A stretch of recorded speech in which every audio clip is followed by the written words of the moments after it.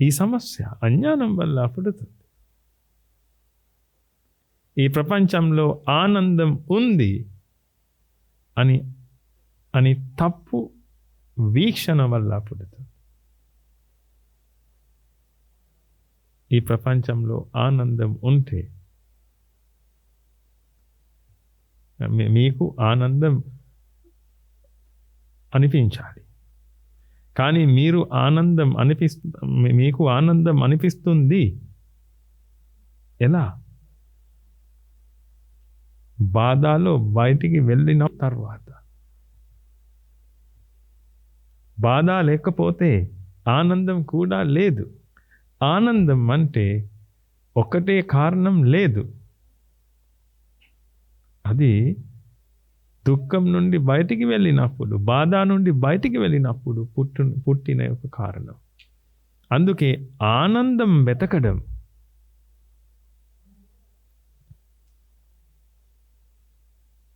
చాలా వృధా.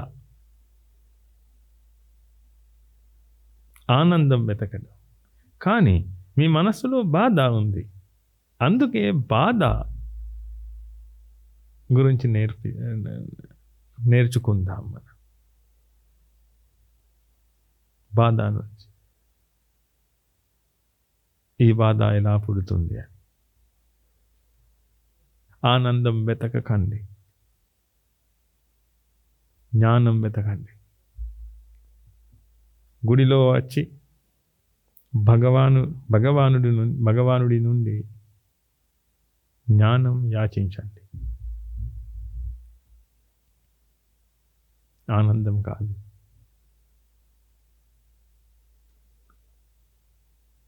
మీరు ఆనందం యాచిస్తే భగవానుడు మీకు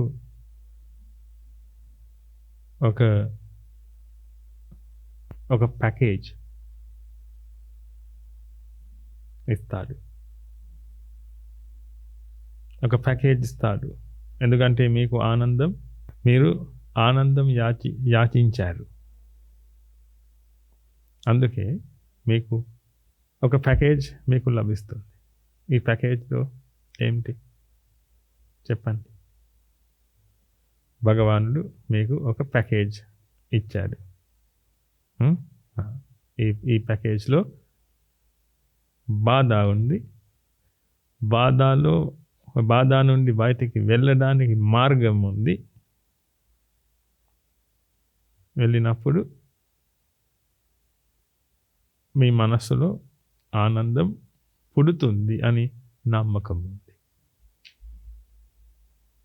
భగవానుడు మీకు బాధ ఇవ్వగలడు, కానీ ఆనందం ఇవ్వదు. ఎందుకంటే ఆనందం తర్వాత పుడుతుంది. ముందు బాధ అనుభవించండి. తర్వాత ఈ బాధ నుండి బయటికి వెళ్ళడానికి ప్రయత్నించండి. పుస్తకం చదవండి.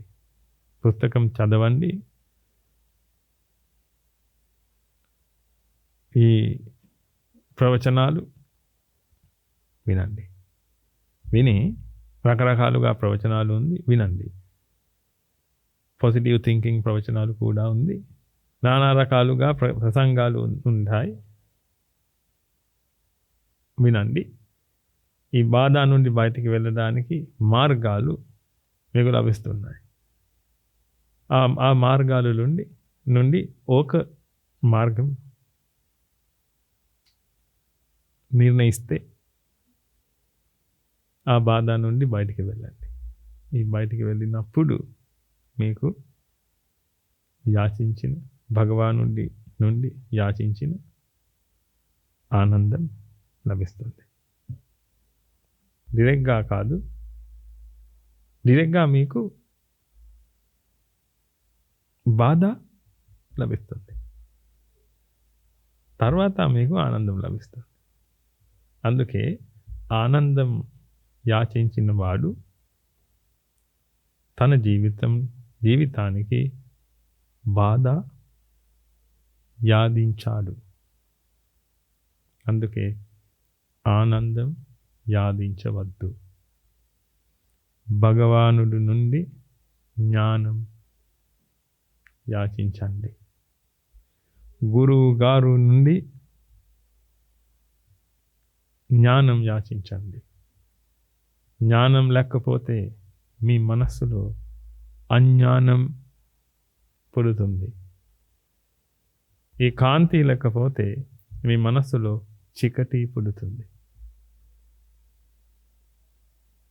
చీకటిలో ఉన్న ఈ మనస్సు ఏదైనా నిర్ణయం చేస్తే ఆ ప్రతి నిర్ణయం తప్పుగా ఉంది. అందుకే మళ్ళీ మళ్ళీ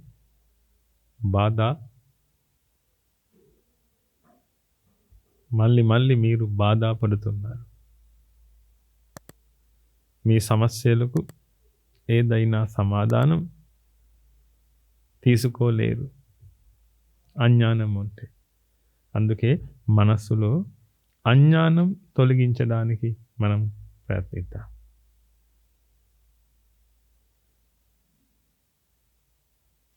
అది చాలా ముఖ్యమైన కారణం.